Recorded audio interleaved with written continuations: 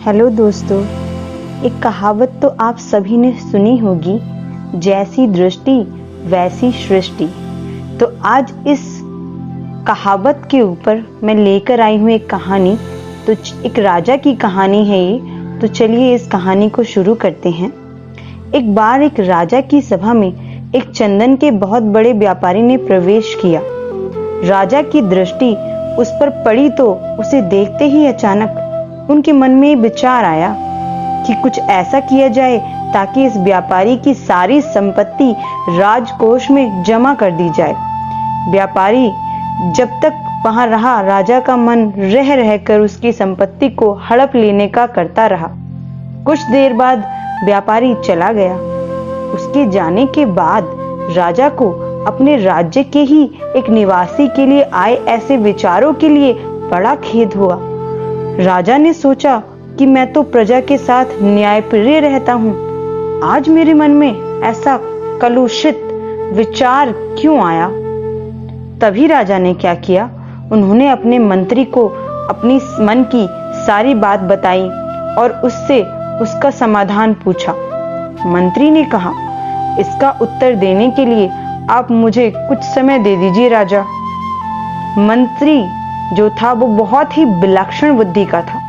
वह इधर उधर के सोच विचार में समय न खोकर सीधा व्यापारी से मैत्री गांठने पहुंचा। व्यापारी से मित्रता करने के बाद उसने पूछा, मित्र तुम चिंतित क्यों हो?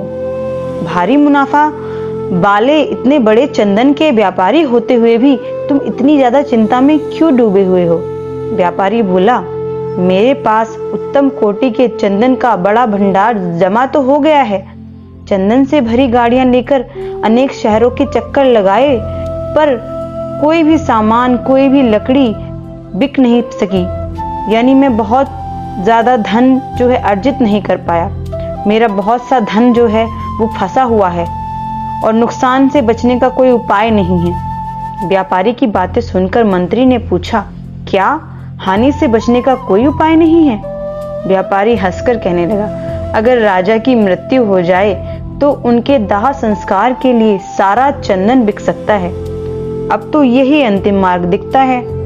व्यापारी की इस बात से मंत्री को राजा के उस प्रश्न का उत्तर मिल चुका था जो उन्होंने व्यापारी के संदर्भ में पूछा था। मंत्री ने कहा, तुम आज से प्रतिदिन राजा का भोजन पकाने के लिए 40 किलो चंदन राज रसोई भेज दिया करो, पैसे उसी समय मिल जाएंगे। व्यापारी यह सुनकर बड़ा खुश हुआ।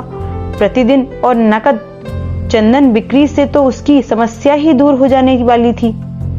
वह मन ही मन राजा के दीर्घ आयु होने की कामना करने लगा ताकि राजा की रसोई के लिए चंदन लंबे समय तक बेचता रहे। एक दिन राजा अपनी सभा में बैठे थे। वह व्यापारी दोबारा राजा के दर्शनों को वहां आया। उसे देखकर राजा के मन में विचार आया कि यह कितना आकर्षक व्यक्ति है, इसे कुछ पुरस्कार अवश्य दिया जाना चाहिए। राजा ने मंत्री से कहा, यह व्यापारी पहली बार आया था तो उसे दिन में मेरे मन में कुछ बुरे भाव आए थे और मैंने तुमसे प्रश्न किया था। आज इसे देखकर मेरे मन के भाव बदल गए। इसे दूसरी बार देखकर मेरे मन में इतना परिवर्तन कैसे हो गया?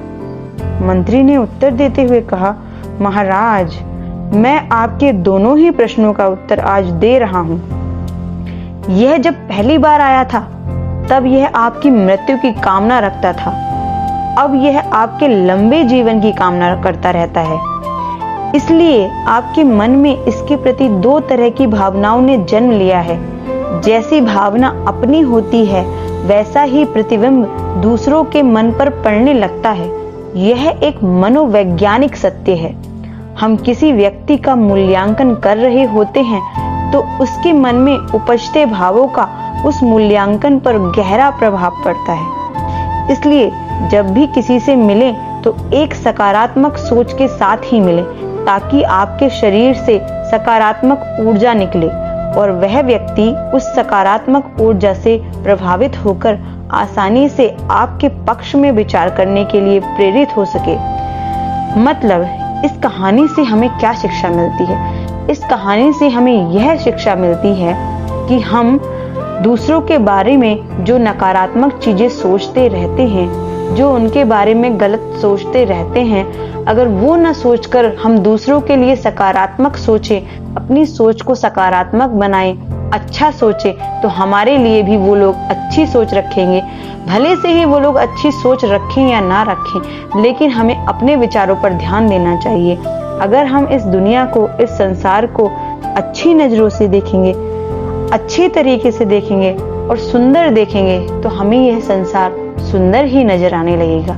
जय श्री कृष्ण।